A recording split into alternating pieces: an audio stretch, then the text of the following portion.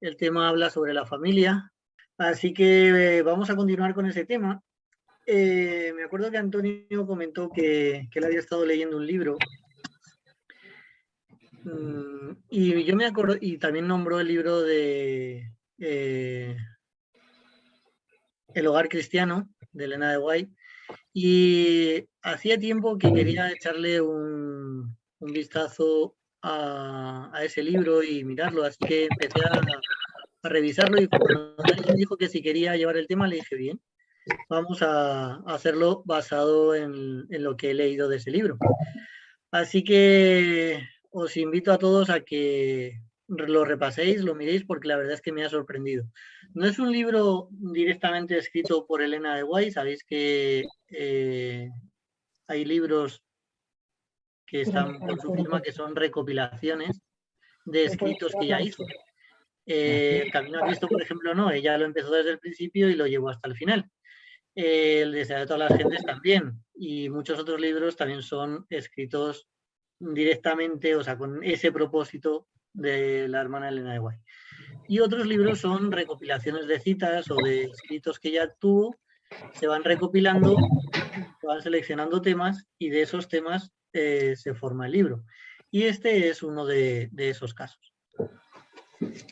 Dicen los que han recopilado las citas, dicen que Elena de White intentó hacer un libro sobre el hogar, la educación en el hogar, en sus últimos días de vida, pero no le dio tiempo. Así que, como sabían que esa era su voluntad, optaron por hacer el libro sacándolo de citas de sus manuscritos y del resto, como os he dicho antes. De ese libro voy a traer dos partes. Uno, la parte de la economía y el otro, la parte del cristianismo dentro del hogar. Vamos a ser rápidos, aunque sean dos partes, no nos vamos a entretener mucho, así que simplemente quiero un resumen o presentar un resumen. Y el que le guste el tema, como he dicho, le animo a que coja el libro, está gratis en internet y el que lo quiera en papel lo puede pedir a la librería de cualquier iglesia o por internet también lo tiene y leerlo. La verdad es que me parece muy recomendable y me ha gustado mucho la lectura que he hecho. Así que, bueno, vamos a empezar. La parte que habla acerca de la economía, la primera frase es fulminante. Dice que no debemos gastar más de lo que ingresamos. Y nos puede parecer algo elemental, pero a veces no lo es tanto, ¿no? Yo no sé a quién le ha pasado alguna vez, pero a veces hemos ido de compras, y a mí me ha pasado esta mañana. He ido con mi padre a comprar y el pobre está acostumbrado a que compra para cada día. Y yo sé que mañana y pasado es fiesta y que no va a poder comprar, así que he ido con él y le digo, no, bueno, tenemos que comprar para 3 días. Y él había cogido un billete de 20 euros. Si generalmente se gasta 3 o 5 euros diarios, a mí me ha parecido que con 20 euros no íbamos a llegar. Así que he decidido coger mi cartera y llevar algo por si acaso. Cuando hemos llegado a la caja, la cuenta era de 30 euros. Así que él se ha quedado mirando su billete y no sabía qué hacer. Digo, no te preocupes, tranquilo, papá, que yo llevo dinero. Así que me ha tocado pagar la compra. Esto, que bueno, no deja de ser una anécdota, a veces nos pasa en temas más serios. Hay veces que decidimos comprar algo porque nos gusta o porque nos apetece, pero realmente hemos hecho cuentas, realmente podemos gastarlo. Hay veces que contamos con un dinero que realmente no es nuestro, porque tenemos que pagar la luz, porque tenemos que pensar en los gastos que tenemos, el alquiler, el piso, pero lo vemos en la cuenta y optamos por gastarlo. Y eso es un problema. Si no sé cuántos de aquí han trabajado en una... Yo no sé cuántos han trabajado en una empresa, pero, por ejemplo, en una empresa se cobra el IVA. Tú puedes cobrarle a un cliente 100 euros y 100 euros más el 10%, pues son 10 euros. Esos 10 euros que tú le cobras al cliente, se los tienes que pagar a Hacienda al final del trimestre. Y hay autónomos, sobre todo, o empresas, que cuando ven esos 110 euros en su cuenta, piensan que los 110 euros son suyos y optan por gastárselos. Cuando llega la declaración, esos 10 euros no están. Así que tienen un problema. A nivel doméstico pasa lo mismo. Hay veces que nos puede apetecer comprar una ropa o unos zapatos o un ordenador o lo que sea, o un coche o un viaje de vacaciones, pero no contamos en los gastos que tenemos. Y eso trae problemas. A mí me decía una vez un director de un banco que mucha gente tira de las tarjetas para pagarse las vacaciones. El crédito de las tarjetas está bien, o sea, es un servicio que el banco nos da. Pero el director me decía, si estas familias durante el año no han podido ahorrar para pagarse las vacaciones, ¿cómo lo harán para pagar después la cuota de la tarjeta? ¿No? Si realmente yo me quiero ir de vacaciones, ¿debo sacarlo a crédito siendo que no he sido capaz de ahorrar durante el año anterior? Y este director de banca, que evidentemente tiene estudios en economía, así rápidamente me decía, esto es un error, pero lo usa muchísima gente y no lo podemos evitar y sabemos que muchos no lo van a poder pagar o que van a tener grandes problemas para pagarlo, pero no podemos hacer nada. Pues Elena de Guay en su primer párrafo de este capítulo nos dice que no debemos de gastar más de lo que ingresamos. Así que debemos de intentar ahorrar. También recomienda que tengamos casa propia y que tengamos dinero para nuestros recursos y que tengamos unos ahorros, que es posible que mañana tengamos una enfermedad. Nosotros a finales de enero, bueno, en enero, cogimos el COVID y estuvimos casi un mes de baja. Pues la luz no me la han perdonado, el agua no me la han perdonado, los gastos no bajaron, pero los ingresos fueron cero. De algún sitio tienen que salir esos ahorros con los que tienes que pagar esos gastos. Hoy podemos coger el COVID, mañana podemos coger una gripe o podemos rompernos un brazo y no poder ir a trabajar. ¿Tenemos dinero para mantener esa situación? Ese es mi caso, pero el caso de otro puede ser que esté trabajando en una empresa y mañana lo despidan. ¿Quién está libre de que mañana se quede sin trabajo? ¿Tiene dinero para aguantar unos meses hasta que encuentre otro trabajo y pagar sus gastos? Así que eso es lo que nos recomienda Elena de Guay que hagamos. Después nos dice que debemos de dar un buen testimonio y que la familia debe de dar un buen ejemplo tanto dentro de sus miembros como fuera de ellos, al entorno que tenemos, que debemos de transferir nuestros conocimientos a la gente que nos rodea, que debemos de ser un ejemplo a la gente que tenemos a nuestro alrededor. Y por último, relacionado con este tema de la economía, habla también acerca de los testamentos y las transferencias de los bienes hacia los hijos. Tema curioso. Es algo que nunca había oído en la iglesia. Llevo ya unos años en la iglesia, pero no recuerdo haber escuchado ningún tema que hable de estos dos puntos. Y la verdad es que me sorprendió cuando leí este párrafo en Elena de Guay. Pone que los bienes que Dios nos ha dado y que debemos de administrarlos con cuidado y que debemos de administrarlo pensando que no es nuestro, sino que nos lo da Dios, a la hora de transferirlo a los hijos, debemos de tener en cuenta si los hijos están en el camino de Dios, porque ese dinero no es nuestro, ni es de los hijos, es de Dios. Dios nos lo ha dado para que lo administremos. Si ahora nosotros ese dinero para que lo administremos lo administra otra persona, porque nosotros se lo damos a esa otra persona, ¿realmente sigue los caminos de Dios? ¿Dios elegiría a esa persona para que administrara esos bienes? No sé si me estoy explicando. Dios te da algo, ese algo te da para que tú lo cuides y tú, porque ya eres mayor o porque decides darle esos bienes, aquí son transacciones patrimoniales, o sea, darle la herencia antes de que fallezcas, por ejemplo, una empresa. Le voy a pasar la empresa a mis hijos. Esa empresa que tú has estado administrando, realmente te la ha dado Dios para que la administres, pero es de Dios. Nosotros le pasamos esa administración a un tercero, que en este caso es a nuestros hijos. ¿Dios elegiría a nuestros hijos para que administraran esos bienes?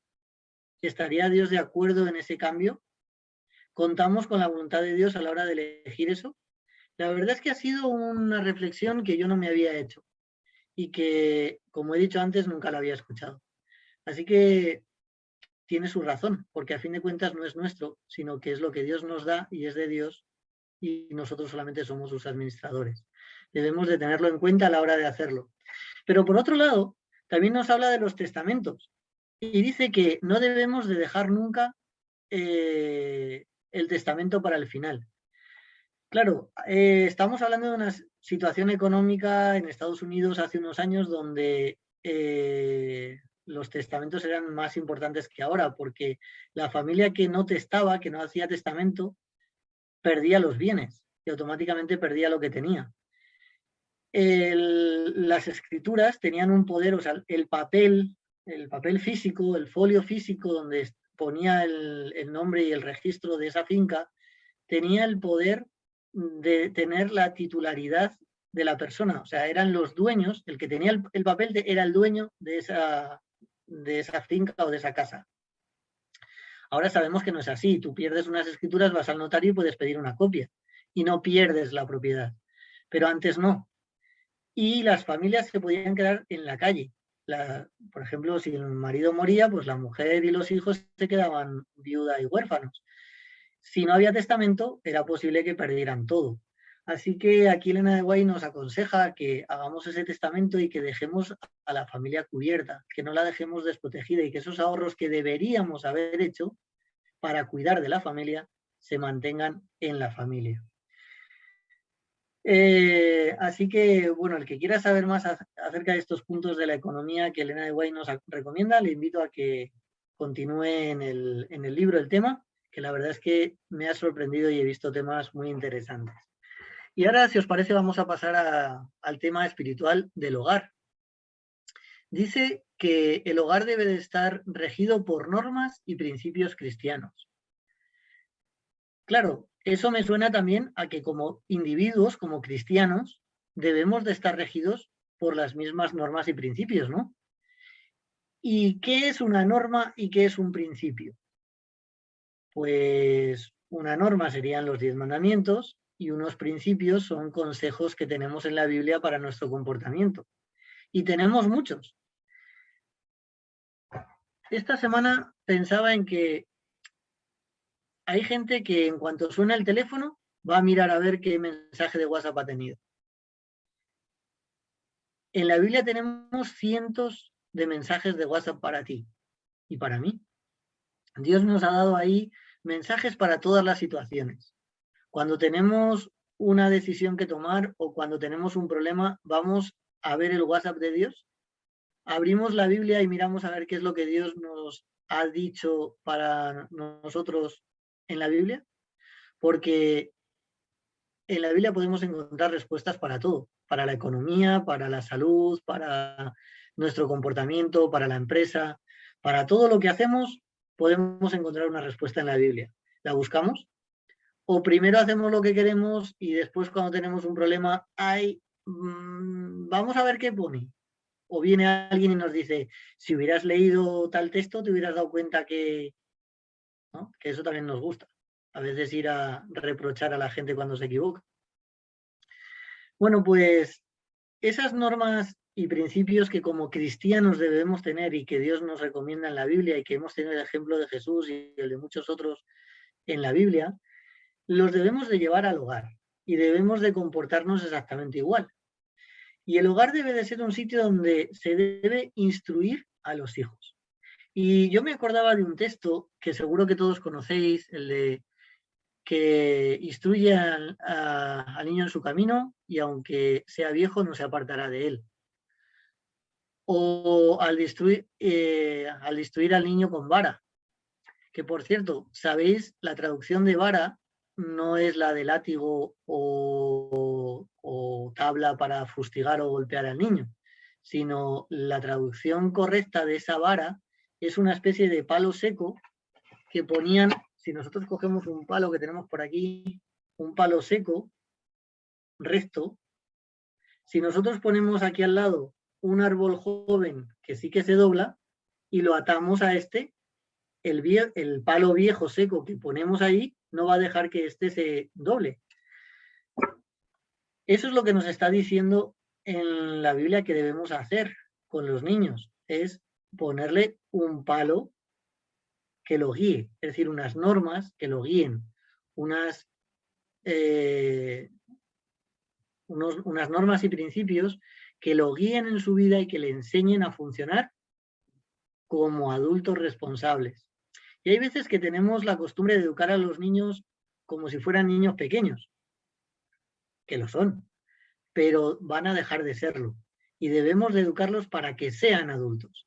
El problema es que a veces nos cuesta dejarlos de ver niños y nos cuesta a veces enfocar esa educación hacia su vida adulta, hacia una vida independiente. La siguiente frase que quiero resaltar de este capítulo es que el hogar debe de ser el cielo en la tierra. Y eso también me ha hecho que pensar, porque ¿qué es lo que yo me imagino que es el cielo? Un lugar alegre, feliz, contento, donde hay gozo, paz, armonía. Y nos dice que un hogar cristiano debe de ser un reflejo del cielo en la tierra. ¿El mío lo es? ¿Mi hogar es eso? ¿Es un trocito de cielo en la tierra? Si mi respuesta es sí, genial. Y si mi respuesta es no, ¿qué debo de hacer para que eso sea cierto? Y yo creo que lo primero es mirar si yo soy un reflejo de ese cristiano que está en el cielo. Porque a fin de cuentas el hogar lo componen 2 o más personas. Y cada uno debe de mirarse a sí mismo, no mirar al otro, que a veces nos gusta mirar al vecino, sino mirarnos a nosotros mismos. Yo ayudo a que el hogar sea un trozo de paz, armonía y amor, porque yo tengo un papel fundamental que hacer en el hogar. No puedo escaquearme de esa función. ¿Realmente yo estoy haciendo mi función, estoy haciendo mi parte o no la estoy haciendo? Cada uno debe de reflexionar eso. Dice que también en el hogar debe de haber un ambiente agradable. Cuando hay disensión, muchas veces los hijos lo notan. No sé quién se habrá dado cuenta, pero hay veces que cuando los hijos ven que los padres en algo no concuerdan, enseguida van al que más le interesa y papá me deja o mamá me deja. O si, por ejemplo, un niño quiere hacer algo que es posible que no le autoricen, va a preguntar al que sabe que tiene más posibilidades de que le autorice. Oye, ¿me dejas hacer tal cosa? Y cuando la otra parte de la pareja le pregunta que por qué lo está haciendo, no, es que me ha dejado, ¿no? No sé si os habéis dado cuenta, pero eso lo hemos usado todos y se sigue usando. Así que como cristianos debemos de evitar que eso ocurra en nuestra casa. Y para eso lo mejor es que haya un buen diálogo y una buena coordinación entre la pareja, porque si no, no va a ocurrir y va a haber diferencias. Así que debemos de tener eso claro. Todos deben de trabajar en el hogar y el hogar debe de ser un lugar donde se aprenda a vivir. Dice Elena White que hay que repartir las tareas domésticas para todos, que hay que aprender a cuidar las cosas. Yo me acuerdo de un niño que era muy difícil comprarle un juguete que le durara más de 2 horas. Muy probablemente en el día lo había roto. A veces le veía un bolígrafo en la mano y le faltaban segundos para que el bolígrafo lo desmontara en piezas. Muchas veces no las sabía volver a montar. Ese niño un día creció y llegó a los 18 años y se compró un coche. A los 3 meses había roto un motor Volkswagen. Hay veces que no le damos importancia a la educación de los niños y a la educación nuestra, porque nosotros tratamos bien las cosas, nosotros cuidamos las cosas que tenemos, las cosas que nos ha dado Dios para que las administramos, las cuidamos bien, somos un buen ejemplo para nuestros hijos. Así que eso es algo que tenemos que tener en cuenta. Debemos de ser un ejemplo, debemos de tener cuidado con lo que hacemos nosotros como personas y como individuos. Debemos de tener cuidado con lo que hacemos como familia. Debemos de tener cuidado con lo que hacemos como educadores. Y tenemos que estar atentos a las funciones que tenemos que desempeñar en la tierra, pero siempre con un objetivo común, el de reflejar a Cristo y de ser ese trocito de cielo aquí en la tierra. Debemos de dar esa paz a la gente que nos rodea y debemos de ayudarles a encontrar a ese Dios, incluso a través de nuestra familia. Ya para ir acabando, no debemos de olvidar que la educación debe de ser siempre en amor, pero eso de preparar o educar en amor no significa en el libertinaje, que hay veces que lo confundimos. Hay veces que decimos, no, es que es niño, no te preocupes, déjalo. Pero realmente esa es nuestra función, el dejar que el niño haga lo que cree correcto. El niño sabe realmente lo que debe. Si hay veces que yo me pregunto que si Dios puso no uno, sino dos tutores para un niño, porque puso una mamá y un papá para ese niño, hay veces que los padres dejan que el tutor sea el hijo. Y eso no es lo que Dios puso en el Edén. Lo que puso en el Edén fue dos personas adultas que debían educar a los hijos y educarse a sí mismos. Hay una frase que también me ha gustado, que es esta, que se deben educar tanto los padres como los hijos a sí mismos. Nosotros también estamos en una constante sesión de aprendizaje. Debemos de ir aprendiendo cada día a mejorar nuestro carácter y nuestra forma de hacer y de ser. Y de igual manera con nuestros hijos y con la gente que nos comparte a nuestro alrededor. Debemos de tratar con amor, debemos de tratar con educación, pero eso no significa que puedan hacer lo que crean que quieren hacer, sino que poner unas normas, poner unos límites, no son malos, la vida los pone y como adultos lo sabemos. El problema es que si al niño no le enseñas a gestionar la frustración, llegará adulto y se va a frustrar a la primera de cambio. ¿Cuántos son los primeros que o deciden no irse de casa o si se van no son capaces de vivir de una manera coherente? Y eso lo hemos visto. Eso nos enseña de que debemos de usar el tiempo que tenemos para tomar un tiempo de calidad en la educación de los hijos. ¿Eso significa que si nosotros educamos bien, los hijos van a salir perfectos? Pues no, porque los hijos, nosotros hemos sido hijos y somos hijos de alguien. Y llega un momento en el que tomamos nuestras propias decisiones. Y nuestros hijos deberán de tomarlas también. Y a veces tendrán unas consecuencias buenas y otras veces no tanto. Las consecuencias malas no es que sean malas, son las formas de aprender en la vida. Y Salomón ya lo dice, de sabios es aprender de los errores que cometemos. Así que tampoco es malo equivocarse. Una equivocación es positiva si la transformamos en una lección. Si nosotros aprendemos algo, eso que hemos pasado deja de ser algo malo para convertirse en una lección de vida. Y eso también es imprescindible para nuestro crecimiento y nuestra mejora. Así que eso lo tenemos que tener en cuenta. Y para ir acabando, me gustaría terminar con dos frases. Donde quiera que está el amor de Dios, habrá paz, luz y gozo. Donde quiera que está el amor de Dios, habrá paz, luz y gozo. Y eso nos sirve tanto si somos solteros, como si somos casados, como si somos un hogar de una sola persona, como si es un hogar de 15 personas. Allá donde está el amor de Dios, habrá paz, luz y gozo. Dios está en tu corazón. ¿Tú tienes paz, luz y gozo en tu corazón? Si en el tuyo y en el de tu pareja está, en el hogar lo tendréis. Y como he dicho, vamos a leer dos frases para acabar y la siguiente es esta. Es el final del capítulo 1 del hogar cristiano. Del hogar cristiano. Dice, la primera obra que debe hacerse en un hogar cristiano es asegurarse de que el Espíritu de Cristo more en él y de que cada miembro de la familia pueda tomar su cruz y seguir a Jesús donde quiera que él lo conduzca.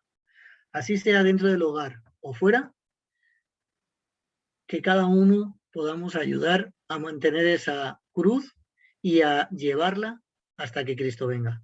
Que el Señor nos ayude en esa función, que nos ayude en esa labor y que seamos capaces de llevar la nuestra y de ayudar a los demás en la suya. Ese es mi mensaje para hoy. Espero que os haya servido como a mí y que os anime a leer este libro, que seguro que vamos a encontrar lecciones para nuestra vida, tanto personal como familiar. Un abrazo.